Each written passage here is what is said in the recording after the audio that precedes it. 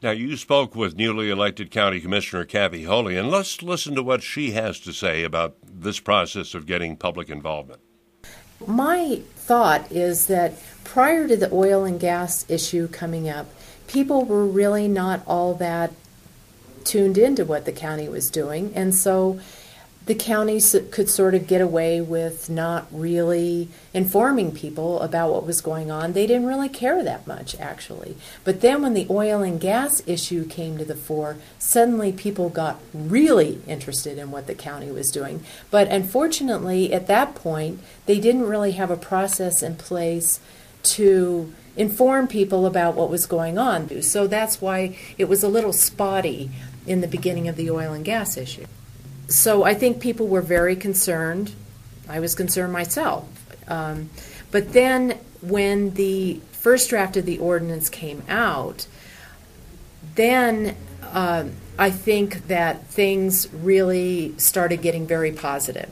Because at that point, Dr. Freilich and the county staff was very, very conscientious about taking comments from people. Many of those comments were written into the ordinance, and ultimately they made it a much stronger product.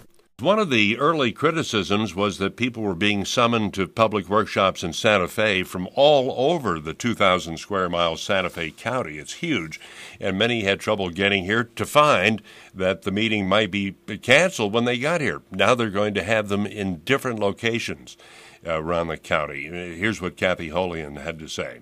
Oh, yes, that's really a great thing. For example, the El Norte meeting is going to be in the satellite office up in the Pewaukee area.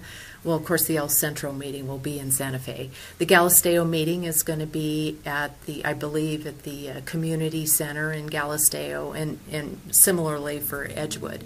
They want to not only look at growth management planning at these meetings, but they also want to look at other issues as well. For example, just one example is how can Santa Fe County become more sustainable energy-wise? That's County Commissioner Kathy Holian. Where does that bring us now, Marion Cox? Well, we're back to a point in time where things do look much brighter on the public involvement front for the growth management planning component of the comprehensive plan update.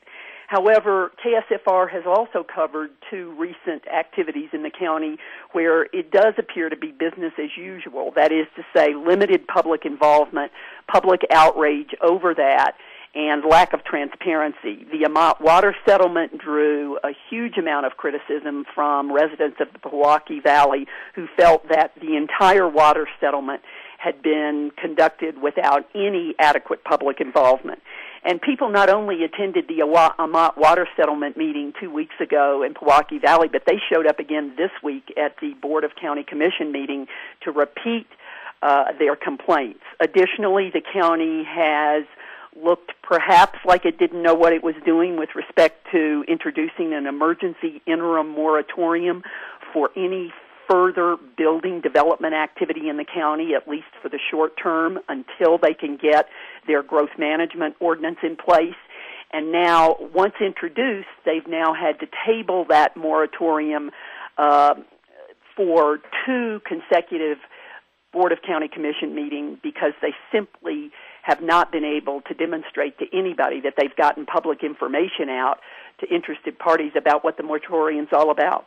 And it's interesting to note that the first of those two canceled meetings was canceled because they hadn't given proper notice in advance. The second meeting, they gave the notice, but then gave no notice that it was going to be canceled. That's right. And Commissioner Holian spoke very briefly to this point by saying that they are understanding that this is such a proposed major change that they really do need to work with the constituent groups that would be most directly affected by this interim emergency moratorium before they can actually debate this publicly at the Commission. Marion Cox, many thanks.